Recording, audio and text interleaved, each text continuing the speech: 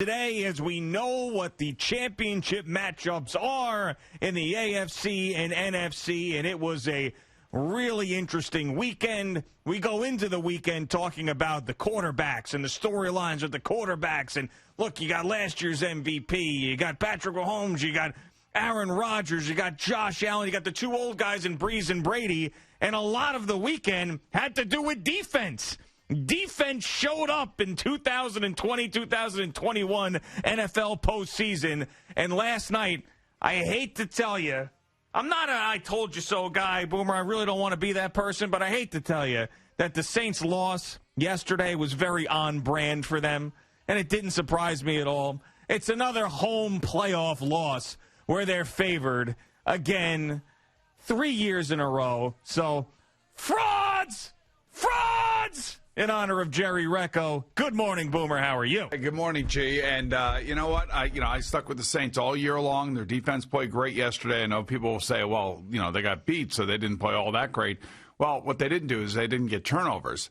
And what the Bucs defense did, and Devin White is a stud, by the way. Oh, my goodness. That guy just jumps right off the screen at you. They should make him into a running back as well as a linebacker. But, they got the turnovers, man. The Saints also had a punt return that was called back due to a block in the back, which was a block in the back, no question about it. But really, it is about defense. And, for players who have played defense and coaches who coach defense, understand that's what truly wins championships. Now, certainly, Aaron Rodgers was great. And I don't take anything away from his offense and how he played against the number one defense, albeit with a injured Aaron Donald. But their defense played great, and the Rams really had no chance on offense. And then, that just leads me to the fact that two of the brightest young stars in the league, Lamar Jackson and Patrick Mahomes, got knocked out with concussions in their games. Yeah. These games are serious, man. These players are intense. This is why the divisional series always seems to be like even though they weren't great games, the games are intense. They are physical. They go after each other. And you could see that by the fact that there's a lot of guys getting helped off the field in these games. So there was one great game in my mind yesterday, and unfortunately it did involve an injury as well. But the way that Chiefs-Browns ended up in the end was a great game for me because of the high drama of it. Can Chad Henne figure this out? You've got Patrick Mahomes, and once he's ruled out, you've got the situation with the Browns where they're spunky. Chad Henne's in there. He's going to have to do something, throws that pick in the end zone, gives Baker Mayfield an opportunity in a one-score game to go down there and score a touchdown and take the lead. They end up punting after that 3rd and 11. They go to Kareem Hunt. He can't go anywhere. That's the end of that. They end up punting. And then that situation there with Chad Henne, Andy Reid, the Kansas City Chiefs offense on that 4th and 1 after Henne on 3rd and 14 gets 13.5 yards. That, to me, was high drama to the nth degree. I will go get you my Cincinnati Bengal playbook that I brought in for show and tell last week. We never got to it. But you'll see that play in the playbook. It's sprint right, Z out. I don't know what they call it. That's what we used to call it. And we used to run it to the left all the time. And it was always the go-to play when you needed like a yard, 2 or 3. And you would run your fastest player. In this case, it would be Eddie Brown for me. It's Tyreek Hill for the Kansas City Chiefs. And, it's a gutsy call. And basically what you saw in that game, especially in the fourth quarter and second half to some degree, that Andy Reid outcoached Kevin Stefanski. Kevin Stefanski made a couple really bad mistakes. One was throwing the challenge flag on the obvious non-fumble by Tyreek Hill. The other one was after Baker Mayfield got a first down after his quarterback sneak, they had to burn another timeout because they didn't have the play in. Right. I mean, and those two timeouts, losing those two timeouts really cost the Browns, especially when you think about, that they punted the ball away with about 4 minutes and 9 seconds to go in the game. So if you have those two timeouts, I can understand punting the ball away. So what are you doing? Are you going to go for it on 4th and 11 or 4th and 10, whatever it was, on your side of the 50? Or are you going to punt it and play defense with one timeout? Well, with Chad Henne, knowing that Chad Henne's the quarterback. It was not, of course, Patrick Mahomes. Phil Simms made a really good point in the post-game press conference, post-game show, and I didn't even think about this. In Week 17, Patrick Mahomes didn't play, so they hadn't played for 20 days. Those top guys for Kansas City, and he came out flying. He had a great first half, and everything was trending. This is going to be a 40-point game again. But Chad Henne did start Game 17 for the Chiefs after now playing all year long. Mm-hmm. And maybe that little taste of playing in a game in Game 17 while resting your key players worked out for the Chiefs yesterday. And Chad's been around for a while through that bad interception, as you pointed out. But, man, sprint right out of the shotgun on 4th and 1 to win the game. And that's Andy Reid. You know, Andy Reid has always been an aggressive coach, just like Mike Vrabel's an aggressive coach, just like Frank Reich's an aggressive coach, just like John Harbaugh tends to be an aggressive coach. Well, it's funny you mentioned that, Boomer, because one of the things that I thought of was, all right, this is a very aggressive move. If this doesn't work out, I know that Andy Reid is well respected, and he got his Super Bowl last year. But are we all crushing Andy Reid this morning, Most saying, likely. Punt the football back? You got Chad Henne. You're giving the Browns a football back with half a field down less than a touchdown? What are you, nuts? The only time we crush people is when it doesn't work. Exactly. When it works, you know, you're the greatest coach of all time. But it was ballsy. It was certainly ballsy. Especially with the backup quarterback. And, you know, it's not like it. I'm telling you, the game is so much different offensively, and it's still obviously extremely physical when it comes to quarterbacks, as we talked about the concussions that these two players took. But they do so much more out of the shotgun now, and it's such an easier kind of thing to do. You know, if that were Cam Newton, he would have thrown it in the ground. Sure. You know, that's the kind of season that Cam had up there in New England. But, you know, Chad Henne, like I said, has been around, was calm, took a big, deep breath, threw the bad interception, rolled to his right and drove. The play that he made that was awesome was the play before that. The third down, The third down run. And how does he see that? You know, like how does he see that and make that happen in that situation? I didn't realize he was that good of an athlete that he could still run like that. Well, yeah. I mean, when you think Chad Henne, you think of a guy who, in the opportunities that he got, he failed miserably, and he's now a backup that you don't want to see in a game. Yeah. And by the way, so I was listening to doing the Saturday night game up in Buffalo.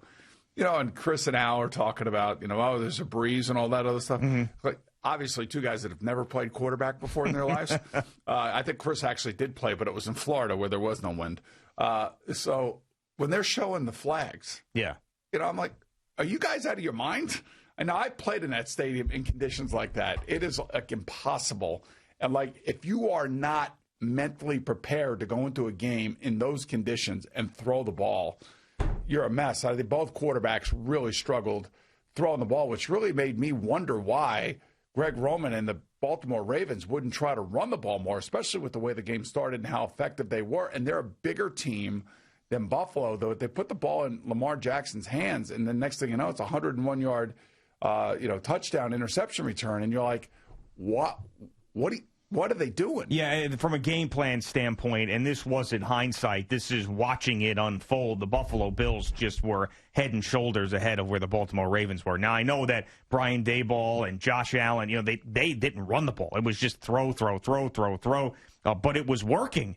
And I just don't. How many times do we talk about going into this game, the Baltimore Ravens and their rushing offense, and how the Buffalo Bills are going to be suspect in that area, and you have to run, and you got to make sure that you take advantage of that. And the Bills' defense stepped up. The Ravens didn't do it enough. They put Lamar Jackson in tough situations, and he failed miserably. And that's going to be a question heading into. Yeah, he got that playoff win, big run against the Titans, played well, but I mean to have that offense look like that in that game with him at the helm, and when the ball was basically put in his hands to go win it, and didn't fall flat on his face in the way that he did. I mean, that's just question marks galore. Well, you have question marks galore for the Ravens, for the Jets. You know, I'm sure that the Browns and the Bills will extend their young quarterbacks. You know, that quarterback class is really up for contract extensions right now. Everybody's wondering what the Jets are going to do, and we'll talk about that in a minute. Everybody, you know, would think that, okay, Lamar was the MVP last year. You got to extend him, much like Houston extended Deshaun Watson. But you see what happens when you extend people and you give guaranteed money. Now, all of a sudden, they become disgruntled and they feel like they should be running the team and they should be making the decisions. Meanwhile, they're, you know, in Cabo on a beach as opposed to being back at the facility working 24/7 trying to get it right. I will say, though, and it's impossible the way that you presented that to me. It's impossible for me to argue it, because I don't love the way that looks when someone says that they want involvement and then, you know, they're doing things that they're doing in their personal time and then it looks bad. But I think that both me and you agree that Deshaun Watson is a good guy, a really good player, and he wants to win. I don't want to take him having a vacation with his girlfriend as some sort of like, this guy's the James Harden of the NFL. Well, I don't believe that. So he signed a 4-year deal. He wanted the 4-year deal for $154 million or something, And believe me, I understand being disgruntled. I was disgruntled as a player at one point in time in 1992. So I understand that. Like, nobody wants to start over. Nobody wants to start over with an inexperienced coach. I don't even know who they're going to hire as a coach. As a matter of fact, the Chargers announced last night that Brandon Staley is going to be their head coach, and he was a one-year wonder for the defense of the L.A. Rams. And I wouldn't doubt if you were the Chargers owner and you were watching Buffalo, because I thought everybody, and I still believe this should have happened, that Brian Daboll, the offense coordinator from Buffalo, should have been the next head coach of the Chargers, just simply because of the quarterbacks and everything else, and because of Daboll's history and all that other stuff. But I believe because they didn't even attempt to run the ball against Baltimore, I wouldn't be surprised if the Charger ownership, because I know this, didn't like that game plan, didn't like the way it looked, and it's not exactly what they want. Interesting. Believe me, they yelled at Frank as an offensive coordinator, and they yelled at him, but they basically said, look, we need to run the ball more. And Frank was like, well, Melvin Gordon's hurt. We don't have a running back. So our best player happens to be our quarterback. Wow, and our so other like best Dean players. Spanos, is that into running the football? Yeah. Well, that's a weird one. Well, look, everybody is. So they all are. I'm not. Which is really interesting. So they hire the defensive coach, thinking, let's get the defense right, because we know we got the offense right, and maybe the defensive coach is going to want to keep the offensive coaches there because Justin Herbert had such a great year. But all right, so this brings us to the Jets and Deshaun Watson. So Jet fans, I believe that if Mike Tannenbaum were your general manager, this would probably happen. I believe that he would move heaven and earth to make this happen. Well, it wouldn't even really be heaven and earth, because it's pretty obvious what would get it done, because the Jets have the assets. I'm saying he would do it. He would pull the trigger. I believe that he was so aggressive as a general manager that he would definitely go right down this road and try to make it happen. Now, I wouldn't want to get Jet fans' hopes up too high, simply because always remember Deshaun Watson still has a no-trade clause in his contract. So if, in fact, that he and Houston are going to separate, he has the ability to control where he wants to go. And almost every report about Deshaun Watson has said that he hasn't asked for a trade yet. He hasn't uttered those words, but people that are in the know, that talk to agents all the time, both player agents and GM agents and coaching agents and everybody else, because those mainly are where these leaks come from, believe that if he is going to get traded, that he wants to go to Miami, and he wants to be with Brian Flores, and he wants to be with that team, and that team also has what you would describe as the assets to go and get him. So, like, we could talk about this from a Jet perspective. I think it would be unbelievable if somehow, some way, they got their hands on Deshaun Watson. I just don't think it's realistic to think that Deshaun Watson would come here. But there's one reason why he may come here. Because, again, it's being reported by multiple NFL insiders that Deshaun Watson wanted the Texans to interview Rob Saleh. Wow. Thank you for watching. Please like, comment, and subscribe. And don't forget to hit the red bell so you're notified when we have new content.